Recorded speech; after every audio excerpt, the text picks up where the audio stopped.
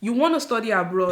Canada is topmost on your list. What are the costs you need to consider, and in what ways can you possibly save money? These are some of the costs you need to consider before deciding to study in Canada.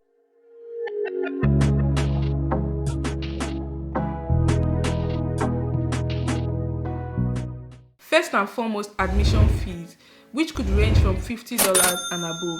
This is the fee that you pay to the university or college that you're applying for a specific program. This is a standard application fee, but in some scenarios, it can be waived. Next is visa application fee. This is about $150. This will be paid to the Canadian Immigration Office or CIC for your study visa application. This would also include your biometric fee if you have never taken one. Next is the most important part, your tuition fee. This would vary based on the college or the university or the program type that you're going for. I highly suggest that you first check the university website or the college website and be sure of the exact fees that you'll be paying during the course of your program. You do not want to start a program only to find out along the way that the tuition fee is beyond your capability or it's something that you cannot afford. Before we get into the next cost, let me introduce you to something. I keep getting emails and DMs about studying in Canada, and I know there are a lot of resources online, but it could get overwhelming. I have personally found the best platform that could make your studying in Canada dreams become a reality. And guess what? It comes at no cost to you. Yep, it's totally free.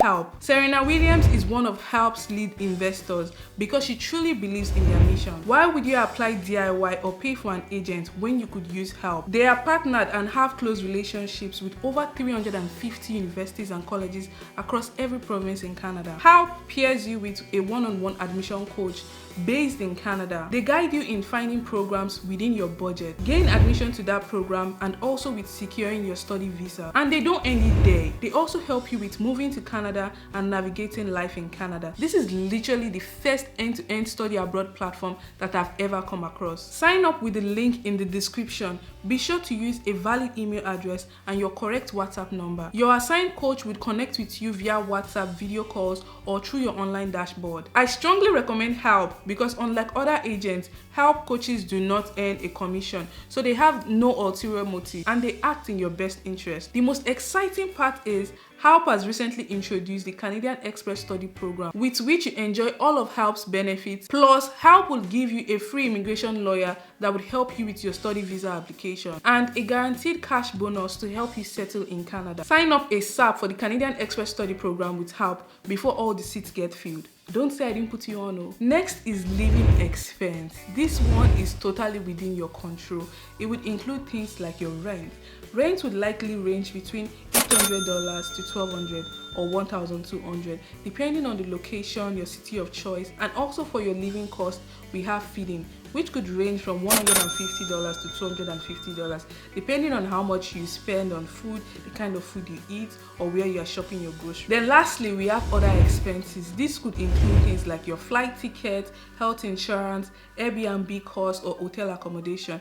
This would vary from person to person, obviously, because it will depend on where you're flying from and where you're flying to, as well as your insurance need. And in some instances, this cost could just be one-off, like your flight ticket, for example. I would expect you're booking just a one-way flight ticket. Then if you are studying in Canada, you are allowed to work up to 20 hours a week, which would help you earn money towards your monthly living expense. You can also apply for scholarships. I always encourage students to apply for scholarships because a lot of scholarship funds actually go unclaimed, and it's because people are not even applying for these scholarships in the first place. So I highly recommend you find out about scholarships or grants available in your school and apply for them. As a matter of fact, some of them are very easy to even apply for. Now to the best part of the video. What are the simple ways you can save money as a student? Number one, it's rent.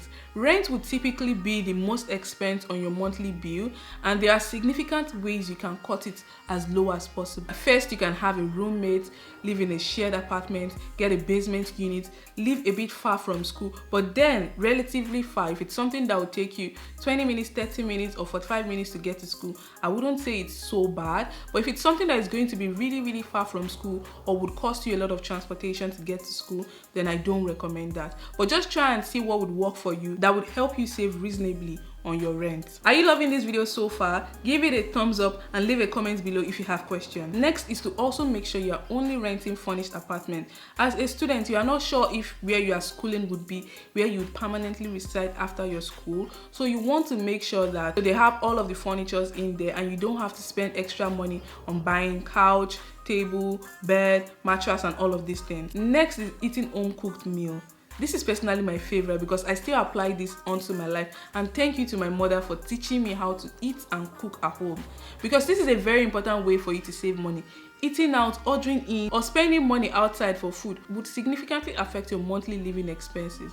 So I highly recommend you buy your groceries, you do your cooking, and if it's possible for you to cook over the weekend, then you have food that you take to school. Totally do that. Nobody's shaming you or judging you for bringing food to school. So you can shop from discount store, Dollarama, farmers market, and all of these places. As a matter of fact, eating at home is even more healthy, so why do you even need takeout? Next is getting a semester bus pass. Some schools would allow you to purchase your bus pass within your city per semester, and it will come heavily discounted, so go for it if there is that option.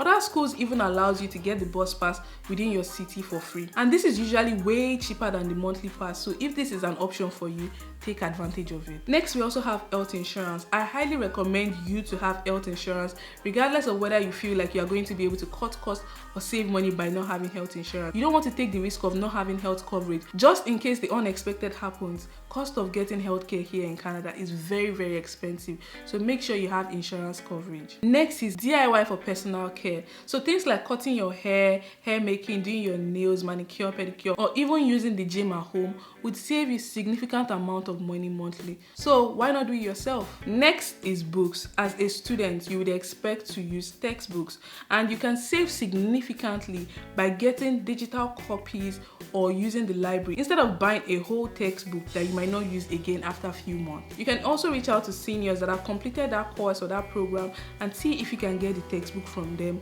for free or at a discounted price. Do not buy brand new textbook.